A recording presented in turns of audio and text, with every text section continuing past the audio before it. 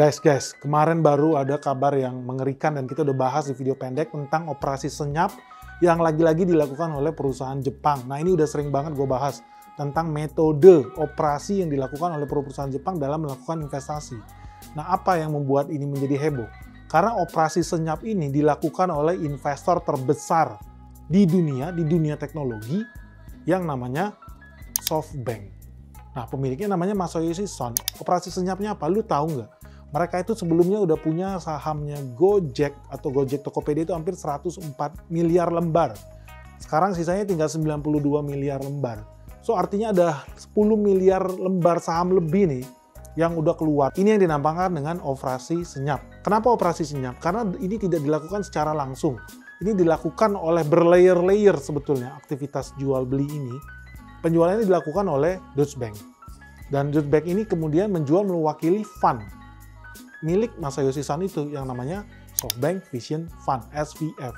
So ketika lu melihat SVF berjualan, itu adalah Masayoshi Son. Tetapi layernya begitu banyak ya. Nah, apakah ini kabar yang mengerikan? Kok bisa-bisanya investor teknologi terbesar terhebat di dunia yang namanya Masayoshi Son sampai kabur dari saham yang namanya Goto? Apakah ini sebuah pertanda bahwa Goto akan hancur? Yuk, segera kita bahas video ini. Jangan lupa klik like and subscribe, and segera kita bahas setelah yang satu ini.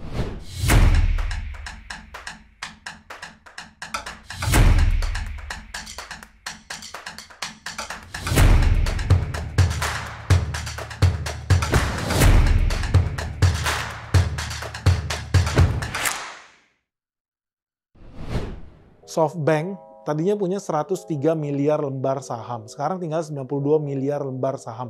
Artinya ada 10 miliar lebih lembaran saham yang udah dibuang oleh Masayoshi Son.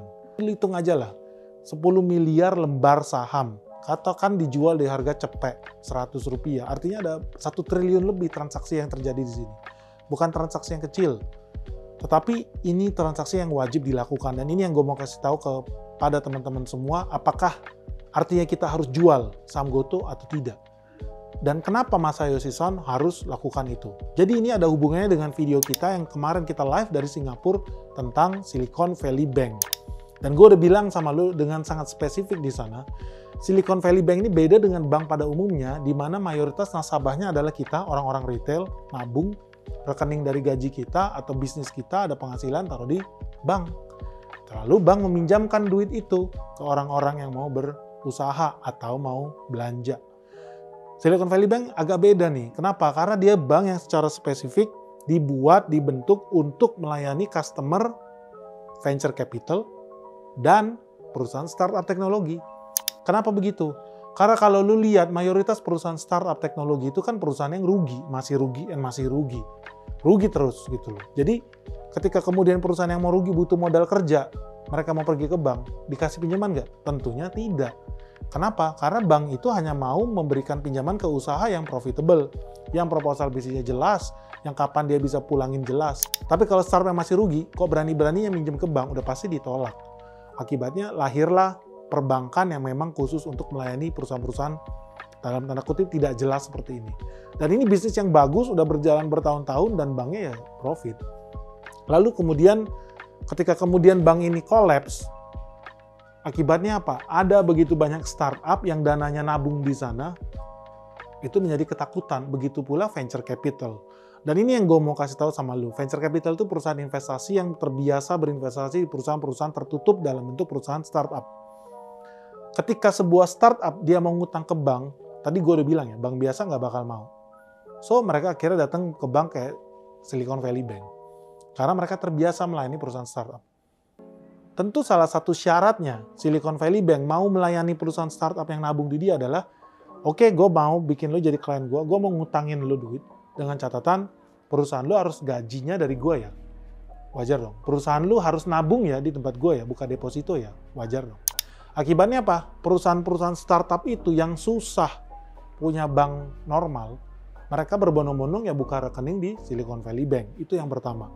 Yang kedua, dari sisi venture capital, gue seorang investor.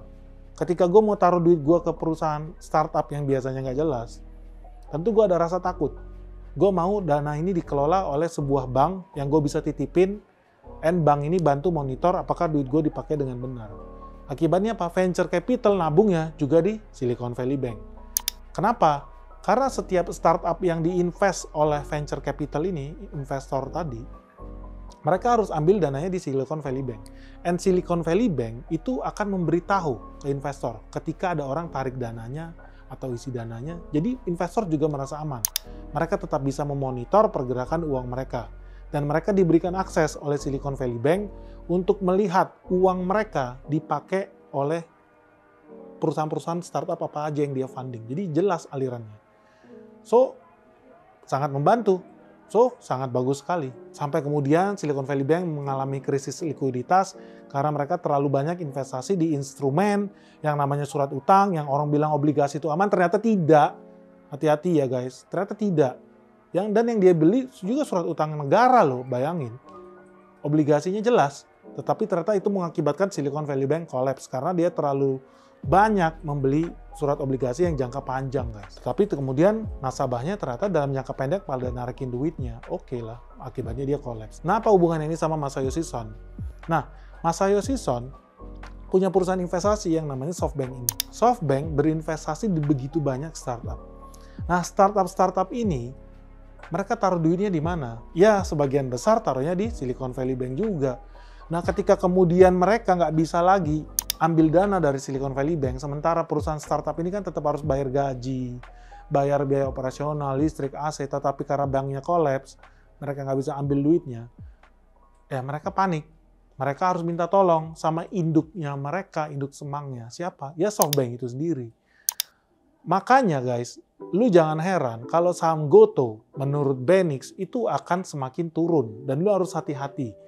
Kenapa? Artinya di sini Masayoshi Son itu harus nombokin sampai semua duit startup yang dia invest itu keluar dari Silicon Valley Bank. Karena gue tahu secara persis Silicon Valley Bank nggak bisa kasih 100% ke sana. Mereka bayar tapi dipirit-pirit. Oke, deposito lo gue bisa cairin 7% dulu. Besok cairin lagi 10% dulu. Jadi dipirit-pirit guys. Tapi mereka kan harus survive. Tetap harus bisnis startup ini. Bisnisnya bakar duit lagi kan. Mereka harus minta dari si SoftBank itu sendiri. SoftBank tentu harus talangin dong. Ya, tentu. Dari mana duitnya? Oke, SoftBank punya banyak portofolio. Salah satunya adalah Goto. Jadi salah satu cara paling gampang buat SoftBank memberi makan startup dia yang lagi bakar duit di luar sana, ya dia bisa jualin saham-saham dia. Dan jangan khawatir dan jangan kaget kalau bukan sahamnya SoftBank di Goto aja yang dijualin, enggak. Masayoshi Son itu udah jualin begitu banyak saham-saham dia di perusahaan di luar negeri. Contoh, Alibaba.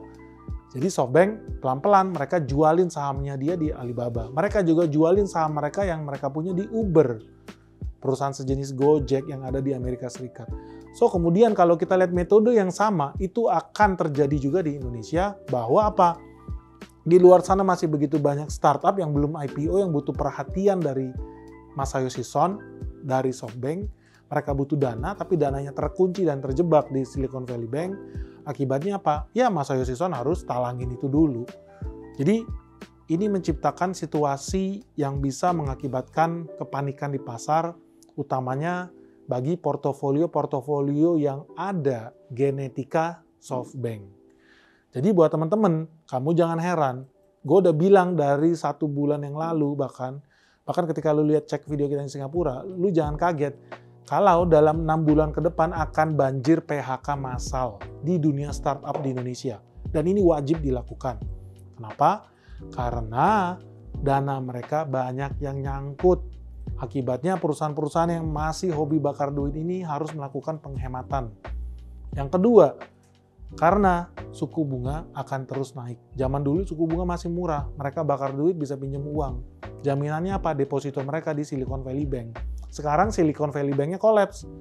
Sekarang mereka butuh duit, mau pinjemnya, udah nggak bisa lagi pakai bunga yang murah. Mereka harus pakai bunga yang mahal. Akibatnya apa? Akibatnya akan makin banyak perusahaan startup yang belum profit yang akan collapse.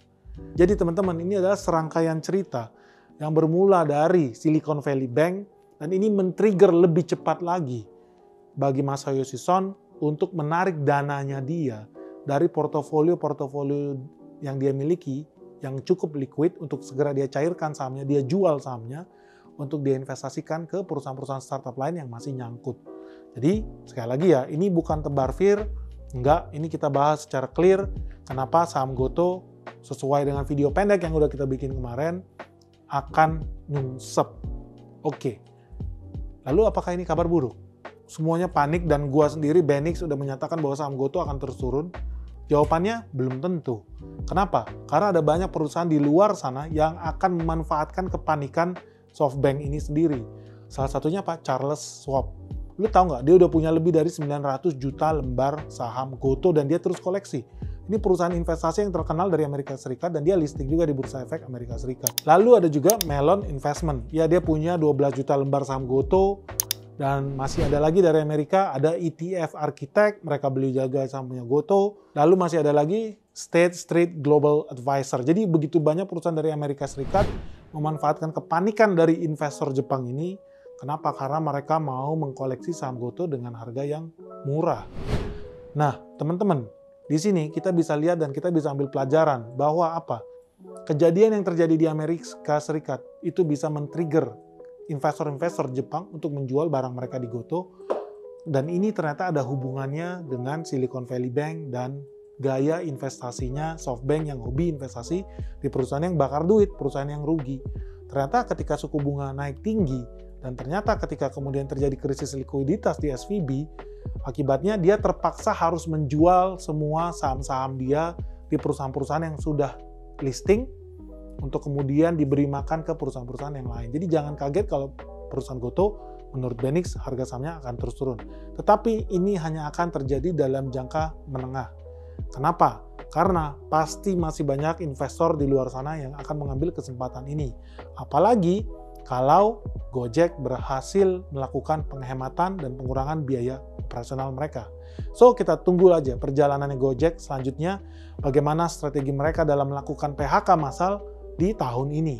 Nah, lu udah dapat tuh bocoran dari Benix bahwa apa? PHK massal akan masif terjadi di Indonesia dalam 6 bulan ke depan. Nah, buat teman-teman yang bekerja di startup, make sure kamu jangan boros, make sure kamu nabung, kamu saving, jangan beli barang-barang yang nggak penting. Nah, semua peristiwa yang terjadi dan kita bahas hari ini, maupun Goto, maupun si SoftBank, ini semua udah pernah gue jelasin di video kita live di Singapura. Udah dari kapan tahun kita bikin itu. So, lu harus cek lagi video itu, dan ini akan menjelaskan kepada teman-teman kalian, karena gue tahu sekarang teman-teman banyak yang lagi panik di dunia startup tentang PHK massal itu. Mereka nggak prediksi itu terjadi, tapi gue udah bilang dari jauh hari. So, teman-teman, lu harus cek video itu dan sharing videonya ke teman-teman kalian yang ada di dunia startup. Ingat ya, investasi harus pakai akal sehat.